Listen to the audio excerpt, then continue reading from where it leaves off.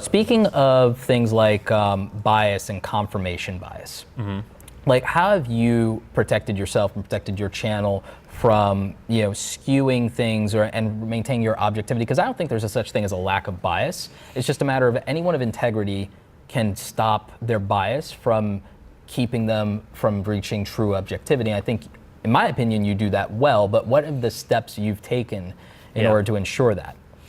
Yeah, I would say I am very upfront about what I like and don't like.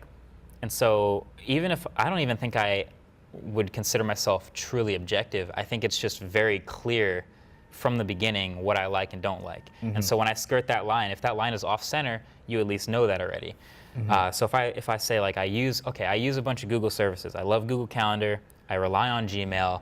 Like there's a bunch of things that I just can't live without. So you know what? I use an Android phone and these services tie in great.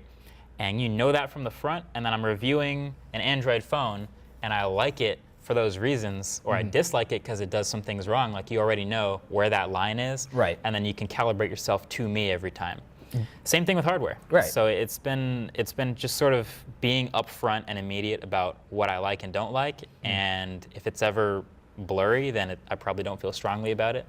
Do you feel like there's ever been a product that you may not have given a fair shake? Like I feel like I framed something once very to a point to where it didn't come out the way that I wanted it with software. Like I'm a Adobe fanboy. People know that in and out. And I definitely been called an Adobe shill more than once, even though it's like it's pretty far from the truth. If you like something enough, someone will call you a shill for it. Yeah. Of course, but I grew up with Adobe. It was my gateway into a new world. Like I have been using Adobe almost as long as you've been alive. So did someone come out and say like, yo, why don't you try Final Cut, and you didn't give it a fair shot? Well, no, I actually gave Final Cut a fair shot, and the only reason that I don't use it for the faster render times on my MacBook Pro is because I like the workflow from my Mac to my PC, and I also like the fact that in the event that there's certain things I want to do because I use the other Adobe programs, I can literally just feel more comfortable with it. Exactly. And the thing is, I did use Final Cut back in version 7.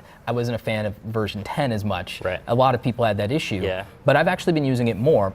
It was actually Affinity, the budget competitor to Adobe's Photoshop and Lightroom and Illustrator. They have Affinity Photo and Affinity Designer. I don't know if you're that familiar with it. Gotcha. Okay. But it's a budget like $60 version of it, and it's like I think that's dope for anyone who wants a budget. But the thing is, I always said it wasn't a Adobe killer because the lack of an ecosystem. Yeah. Similar to things that you've talked about with the Apple and the Google ecosystems.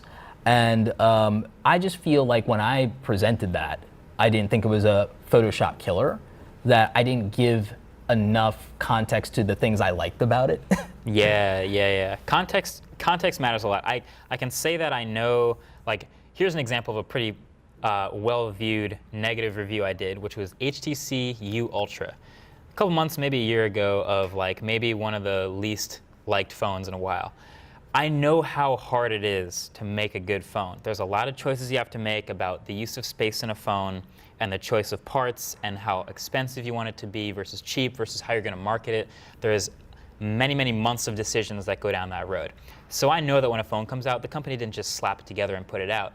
But like when I make that video and I'm like, okay, look, poor use of space here, you could have done this, you could have done that. It's not like the company hasn't thought of that, but oftentimes it can make it seem like I'm oversimplifying, like you should have just put a headphone jack here, you should have just made the bezel smaller. Like those types of things come with context. You have to know all of what goes into making a phone before you start to wrap up your thoughts about how it actually came out.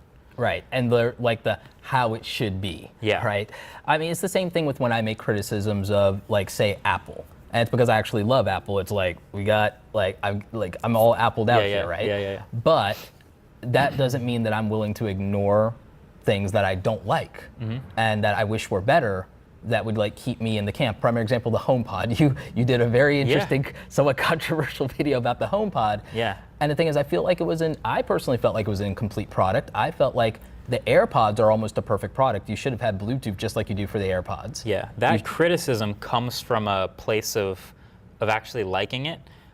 I want it. It's so good but it's so like close to being perfect that I want it to get there. I want it to be the last smart speaker, Yes. the last Bluetooth speaker I would ever need. I want it to be there, and it's not, and here's how you get there, and here are my criticisms, here's how you fell short. That's not me hating on it, like saying I must hate Apple. Yeah. No, this is saying like, I know what I want, and I know how to get to what I want, and these are the things that you left out And if that you would would have made it just great. do this, I'll buy 5 of them. Exactly. So yeah, that criticism sometimes gets flipped on its head, like you must hate Apple, oh you must never, you must hate HTC, you must hate these things.